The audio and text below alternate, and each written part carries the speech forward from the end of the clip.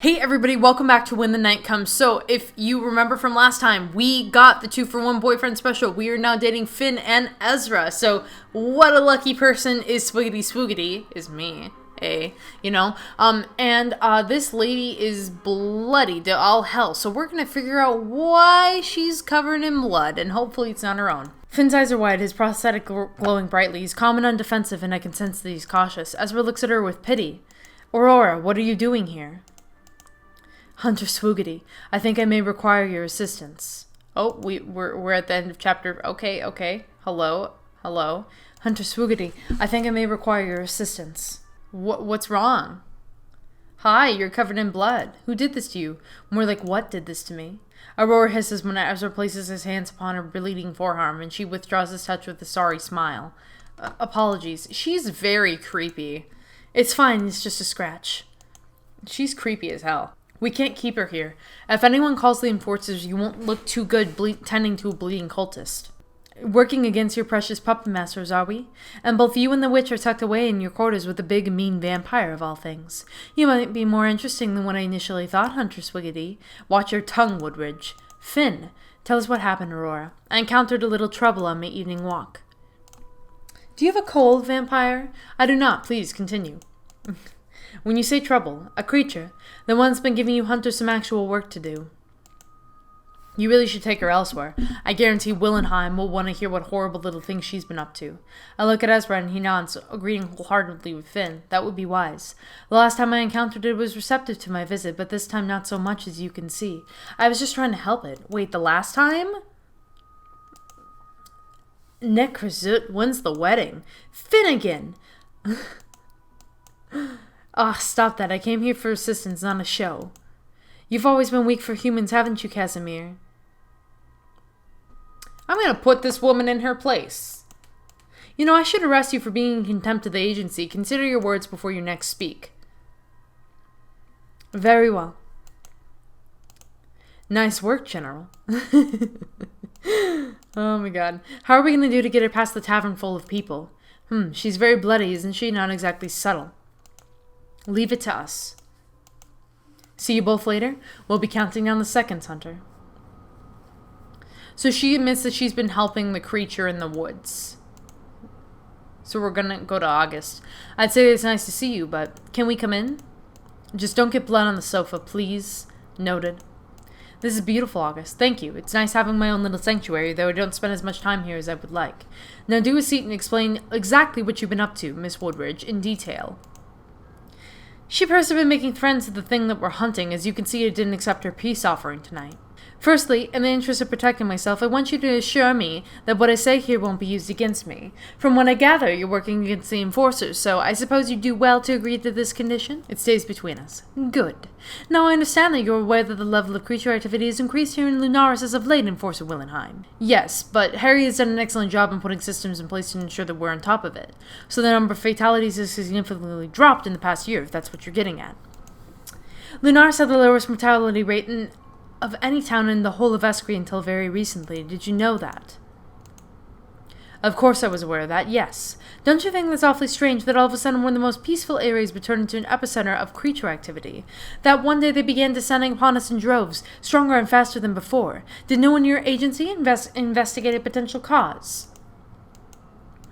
Interesting. Beyond alarming. August? I am aware that there was an investigation, but that nothing was found. We chalked it up to the simple fact that we aren't doing a good enough job of eliminating creatures as a country. That they're multiplying at a rate quicker than we and everybody else can effectively handle. So why in the last year has that magically gotten better? Until these recent murders began, Lunaris was relatively peaceful again, wouldn't you say?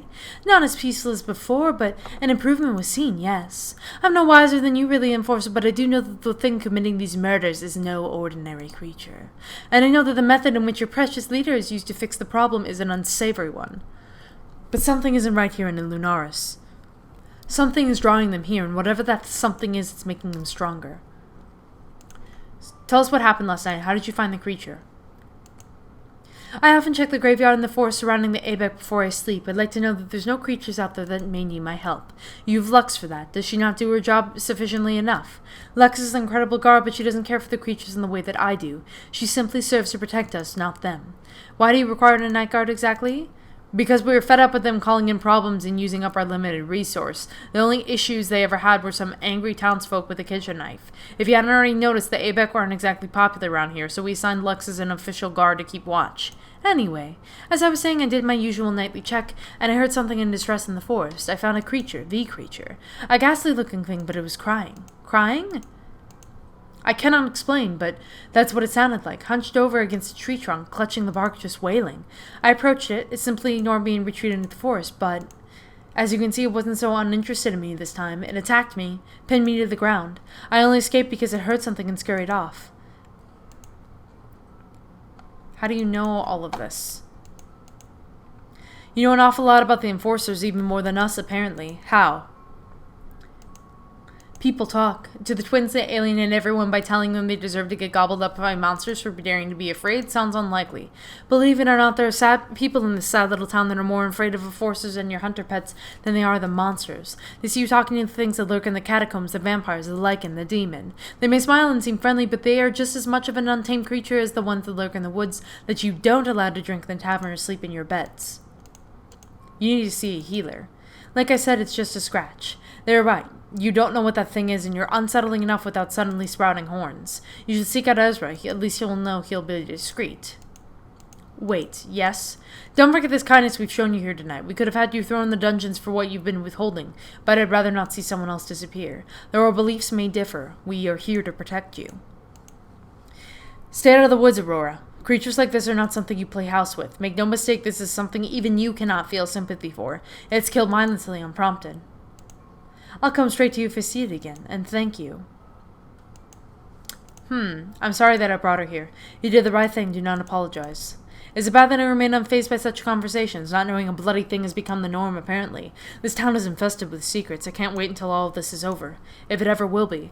How am I supposed to do my job and protect the people when I'm left so in the dark? You care enough to keep trying, and that's all that matters. The people of Lunaris are lucky to have you, August. Thank you, Swiggity. It'll be morning soon. Yes, another night of no rest. What's new in this town, I suppose I better try and get an hour or two of sleep.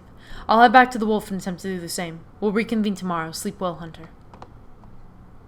I wake refreshed but with an inkling. The Ibex is more desolate than I remember. Let's see here. Elaine and Omen's conversation peters out as I close the door behind me and approach them. Swiggity, I didn't expect to see you here. It's good to see you as well, Elaine. Oh, it's good to see you too. I'm sorry the last time we met things were so messy. Thank you. I was hoping I would see you again. We both did. I heard something happen with Aurora. Yes, Armamos looks so worried. I have a question, actually, for the both of you.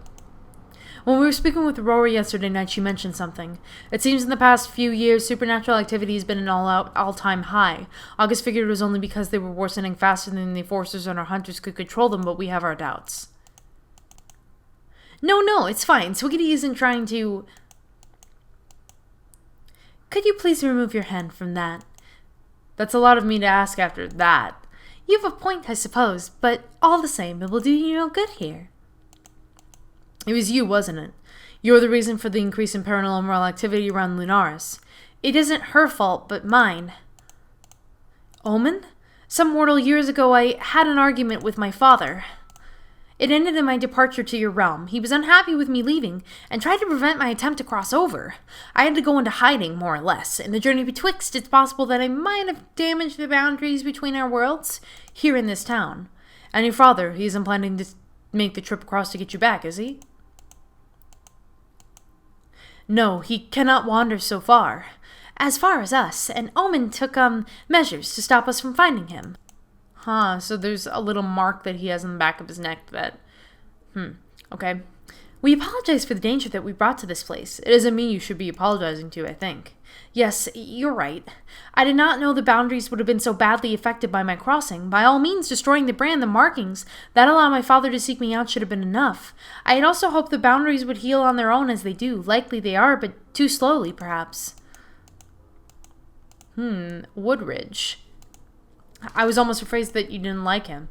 He kept the news of Elaine's arrival from me. That should be enough for me to resent him. Hello, Armamos, you strange little man. Have you come to fetch me or have you come to fetch Elaine? Neither, actually. I've come to tell you that Aurora will soon be here and I wanted to... Let's see here. I need to go find Alcar at any rate. Oh, that would be a good idea. I hope I'll see you later, Swiggity. I'm sure you will. Let's see here. So we're back in the woods. Sound of a bird taking flight. We're gonna talk to Alcar. Well, you got a warrant? That's not what guests bring with them on a house visit, Alcar. Depends. Okay. Let's see. What brings you here, mighty hunter? Instincts. Is this dog chow? If you're a dog, everything you eat is dog chow. So are you a dog? No, mate. It's candied fruits. So I'm not under arrest. Nothing's exploded in the town that I know about. You cut your feelings on something? God, no. Alcar, the hunter you attacked. The one for whose attack you were branded, I should say. Yeah? His name is Azazel. We found signs of him in the dungeons. Wait, in the dungeons? The dungeons where they kept me? What did that bastard do? We don't know, but he was there, and I'm sure he was at the very least alive when you were taken in. Then why did they brand me? I don't know. You keep using past tenses. What happened to this Azazel bloke? I don't know that either, which is the problem. I guess that's why you're here. To tell you yes. Your employer sure like to keep shit hush-hush, huh, sweetie? Figured so, but damn. But thanks for telling me. It's been sitting like a gravestone on my mind since, well, now I feel pretty bummed out, actually. Can't believe they gave me this bitch of a mark over something that's never even happened. What's worth of scar with such a stupid story behind it? I'm sorry, this shouldn't have happened. They had no right. They don't need rights. They only needed a reason and the upper hand. And what are you going to do about all this, Swiggity? I'll find the truth. Then that's all I ask, too. Thank you.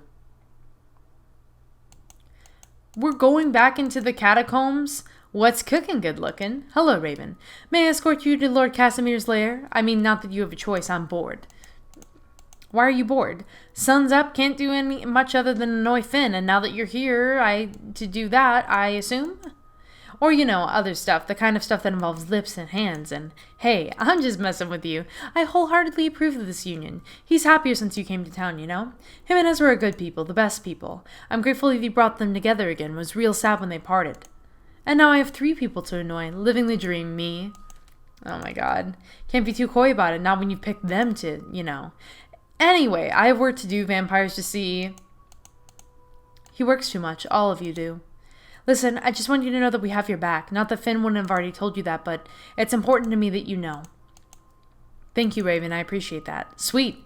Now go do your boring, important people stuff, I guess. I'll try not to interrupt. Let's see here. Afternoon. I heard Raven lurking. She didn't bother you, did she? She was fine, if not a little strange. Get used to that. Strange is her specialty. We should discuss Fierro. Discuss what Piper and I found down there. Yes, we should. I have some concerns, as I'm sure you do.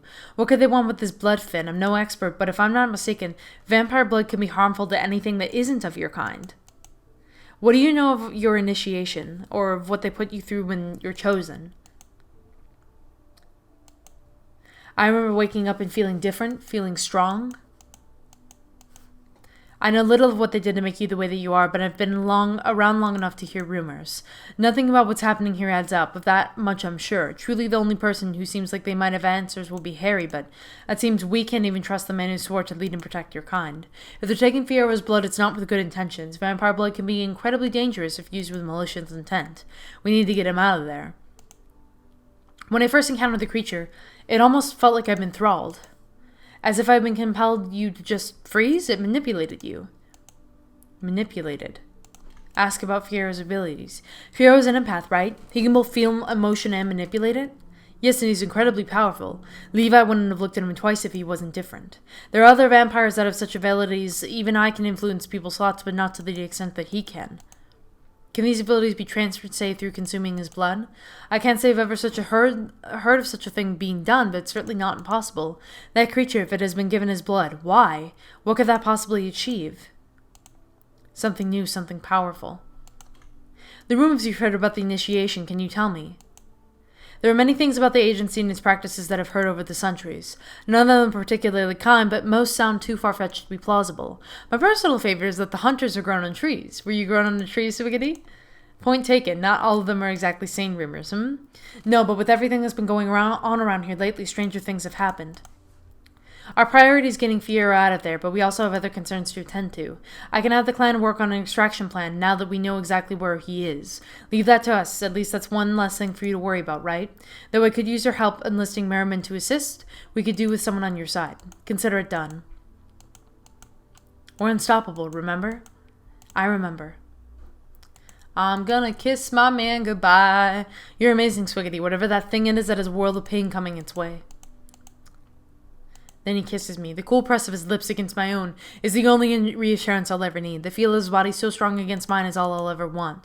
He gently walks me backward until I'm crowded against the door, and I smile against his lips as his hands begin to wander. He pulls back to me with a sharp inhale, eyes dark, lips parted. If you have somewhere to be, I suggest you leave now before I can't find the strength to tear myself away. Yes, work. Go. I've been around long enough. It's not like I'm going anywhere. Yes, I need to go see Ezra about our demon friends. A perfect way to spend your day, I'm sure. Say hello to him for me, will you? Stay safe, Swiggity. I'll be thinking of you, as always. Ezra. Aw. Her name is Coco, the cat that he has. She's a bit of an attitude problem. I think I spoiled her a little too much. How long have you had her? She's followed me home one night when I was a child, maybe 10, 11 years ago. She's not exactly a normal cat, but I never really bothered to figure out what she might be or where she's from. She's just Coco. We'll value her privacy. Anyway, what can I do for you? Is it about the tall, blonde, utterly terrifying woman you sent my way at stupid o'clock last night? Sorry, by the way, and also I had a chat with our demon friends. And? How adept are you at closing hell portals? What? Oh no, I can't believe I didn't think to check. I've been so caught up with everything else, I just shit. Ezra isn't stupid. We can and we will fix this. There must be a spell, a ritual? Yes, I mean there will be, not that I'm familiar. It will require a great deal of research, and I doubt I'll be able to perform such a thing alone. August? August is very powerful, as I'm sure you can already tell, so with their help, hopefully, it's something that we can achieve. I don't doubt either of you for a second. Ezra, I know that you can do this. Please don't worry. Yes, well, I'm glad that you have some faith in me, at least.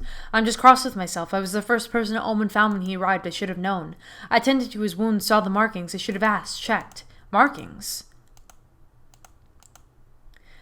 You should ask Omen. It isn't my place. Of course, but I think you can give yourself a pass on this one. It isn't exactly common to have a Prince of Hell stumble into your shop, is it? You're just saying that. Oh, and why would I do such a thing? Then he captures my lips with his own, a kiss that assists in answering my own question, that I do anything for him, anything to make him happy. His hair is softened and curls about my fingertips, his skin warm as my thumb brushes over a freckled cheekbone. Reluctantly I pull away, resting our foreheads together, looking him in his pretty eyes, then as honest as I could ever be. I would never lie to you. You're brilliant and smart and capable. Now you're actively trying to deepen my blush, aren't you? No, I just know that you can do it. I'm not just saying it. Promise. Very well, I believe you. I concede. Now, do you want to tell August or shall I?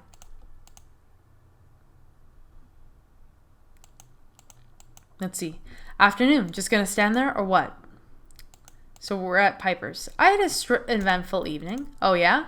Yes, with your favorite cultist, actually. Ugh, her. How awful for you. My sympathies. Rather you than me, I suppose. What gives? Oh, you know the usual. Just her making friends with the thing terrorizing us. Normal cultist stuff. I wish I could say I'm surprised. Was it at least a productive conversation? Yes, it helped, which was better than nothing, right? Better than nothing. We should talk about Aya. Find out about what we found down there. Yes, I haven't stopped thinking about it all. Fiyero, Aya, everything. How can we work for people who do that, who forge records, who imprison their own for nothing? Aya is innocent, that much I know. And as Azazel? He's down there because he got attacked? It continues to make no sense. The clan are preparing to get Fiero out of the dungeons. We can't leave him in there, not now we know what they're doing. Finn was wondering if you wouldn't mind assisting them? Of course I will. Anything to stick it to those arsehole enforcers. Yeah, we're gonna mention Fiero's blood. When I encountered the creature, it was almost as if it enthralled me, like it had sapped away all my free will. What if they're taking Fiero's blood to give to this creature, to make it stronger, better? If they are, why? Why would they need to mess around with the things we're supposed to be killing? Our purpose is to get rid of this planet of those things, not to make them worse. We need to figure out their endgame and fast. How are you doing after all of this? I don't really know. Before all of this, I was just angry. Angry that I got punished for caring too much, which is something I never really did before. Now I just feel numb. It's gonna be okay, Piper. It has to be. Right, you are. How could it possibly get any worse? Don't say that. Now we're really messed up. Oh. I need to go and visit our dear enforcer. Have fun with that, I suppose. Thanks a bunch. Wouldn't want to be ya. Time stretched on. 1 day. 2 days. 4. A week. Knowing that everything was leading up to this moment and that it might not even work was stressful to say the least. What if they couldn't close it? What if the creature is still that strong without this unseen force feeding it? These worries lingered, but I found ways to distract myself. I hunted nightly, spent time training with Piper, studying with August. There was also Finn and Ezra. Stolen moments with them among all the chaos, moments that only solidified my feelings for both of them. Then a knock on my door one night, the news I've been waiting for. Ezra and August are strong alone, but together, I think back to that moment in the shop, the reconciliation between the two. Together, there's no doubt. Let's see here. Omen and Elena enter our realm right on the edge of town, just as the cobblestones fade into dirt. The trees are denser here, everything a little less ominous. I found Ezra and August exactly where they said they would be, both of them looking a little pensive. Swiggity, right on time. I know you don't suffer tardiness. Very good. Now shall we get on with it, I suppose? Let's see here. Let's get this over with. Omen gave willingly. I didn't stab him or anything. I think we all know that, Ezra. Just checking. So we've got Omen's blood, and we're putting it on the ground. Ooh, they're scary. Look at that. Kasasaye nukyisas. Yaza yiskoka. The ground beneath our feet rumbles, it stutters and shakes from their incantation, a vibration I feel deep in my bones. Yazaya yiskoka. Then, stillness, silence. Slowly they release one another, exchanging appraising glances at their current state. There is some haggard breathing, but decidedly fine. They turn back their attention to the tear, or former tear. Is it done? Did it work? But perhaps the question was too soon and tumbles out before I can stop it and it echoes loudly. Yet if seeing that hazy portal wink out was anything to go by, I'd better damn well ask. I think it did. The energy still lingers, but I no longer feel anything pulling at me, not like when I did when we first arrived. The only way to know for sure is to get Omen or Elaine to check for us. Ezra is interrupted by a chorus of yelling, screaming. As if all at once the air is kicked from our lungs, what the brief moment of relief we had was extinguished at the sound. It's coming from the town. We need to all clean up. Go. I've got this. Stay safe. Head home straight as soon as you're done. You're exhausted yourself enough for one evening. I will. What's happening? Town is in chaos. There's blood on the streets. Of its owner, I'm not entirely sure, but I know exactly what it is the second I see Piper rushing towards us, daggers drawn. Her aura thrums with adrenaline. It bleeds into mine at her approach. Report. It's that thing I saw with my own eyes. Ugly. Monster, isn't it? Where is it now? It was heading straight for headquarters. Had this mad look like it couldn't see anything else. The witches scared it off, distracted it. It scurried into the forest, but I couldn't catch it. Good. No one should face it alone. Swiggity's right. We cannot risk losing anyone else, especially not you two. Are we ready? No, we have to end this. We gotta go. We gotta go, guys. We gotta go. We need to go and find it. Kill it. This ends now. Damn right we do. I'll stay here. They're afraid. This is their nightmare. I can at least try to make sure they feel safe. Well, I'm the thing the monsters have nightmares about. Let's finish this. Finally, we're gonna finish this. August, you should stay with Piper just in case I can handle this. Hunter Swoogity, I don't doubt that, but I hate to leave you alone. I won't be alone. Very well. I'll fall back. Keep the townsfolk safe. Show it no mercy, just as it's shown none to us. Yes, General. Standing right there, beautiful smiles upon their faces. Hi, babies. We thought you might like to go on a date. Don't have anything better to do, do you?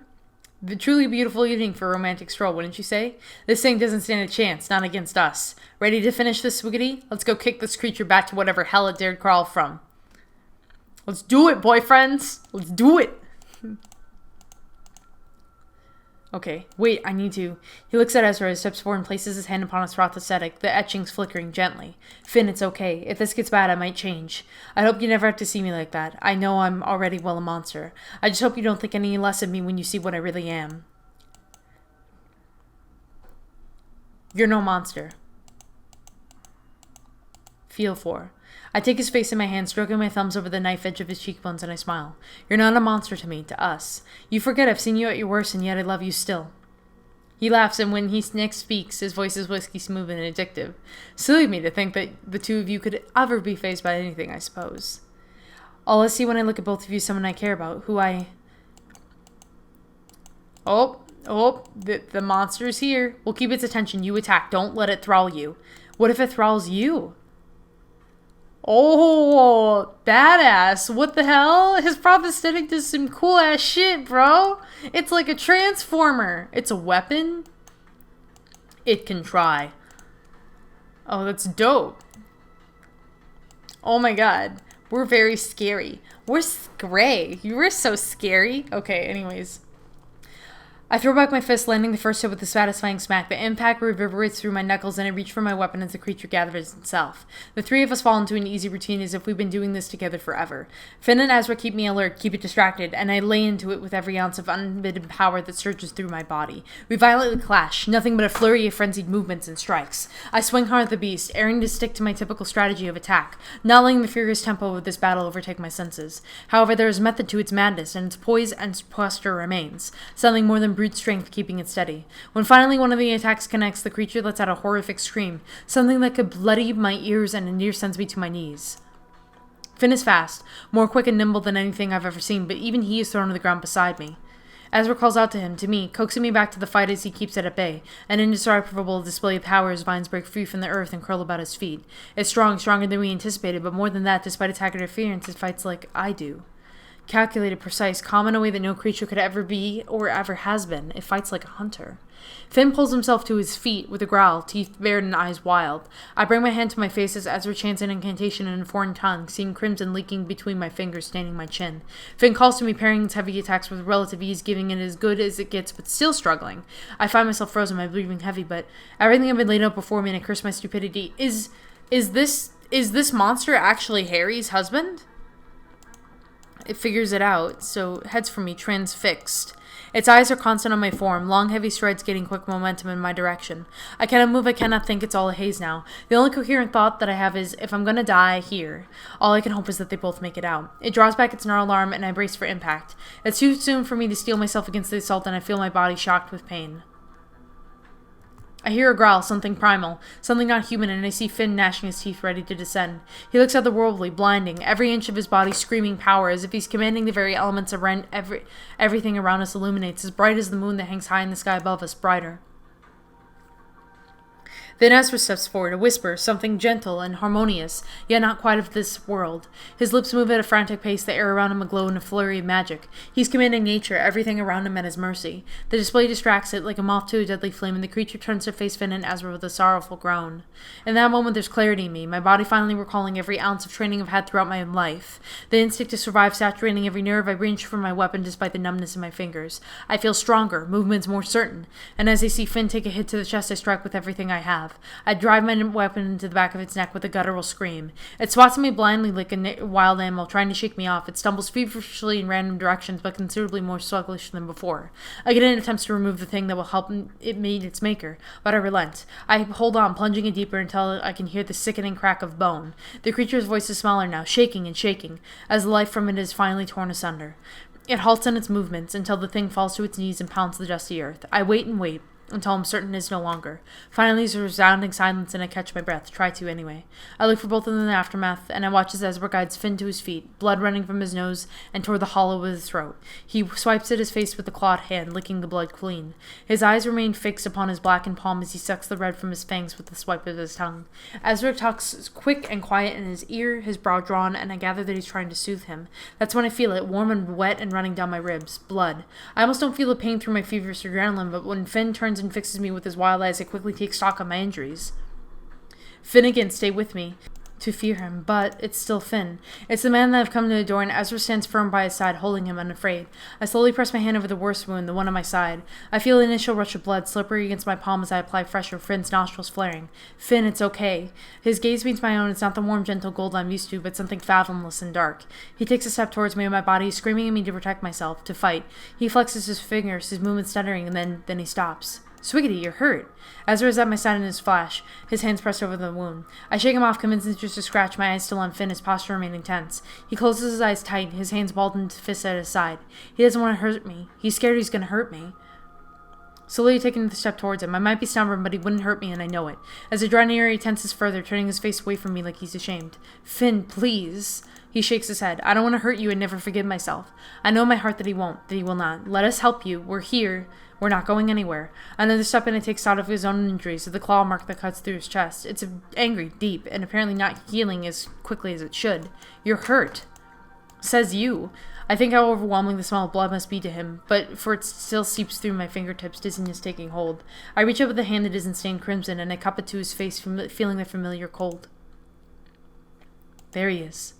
The darkness is gone, the fissures of black that had trailed his cheeks too, and now all I see is gold. Bright, beautiful Finn. I smile, letting out a quiet laugh. A sound of disbelief when I realize that we did it. You should let Ezra take a look at that. We did it. It's dead. It's over. And I'm passing out. Swiggity? Sweetie! Oh no. We did it. No! Stay with us. Then everything goes black. Okay, guys. This is a good time to end, so we are actually going to end it now. Thank you all so much for watching this episode. If you want to see another episode, please be sure to leave a like on this video. It really does help the channel out. Consider also subscribing to the channel, and when you subscribe, be sure to hit the notifications bell so you get updates on future episodes. Without further ado, thank you all again so much for watching. Bye! Special shout out to Patreons AceWolf741, Deep Dive Dylan, Brian White, Caleb Putnam, and Robin Harper.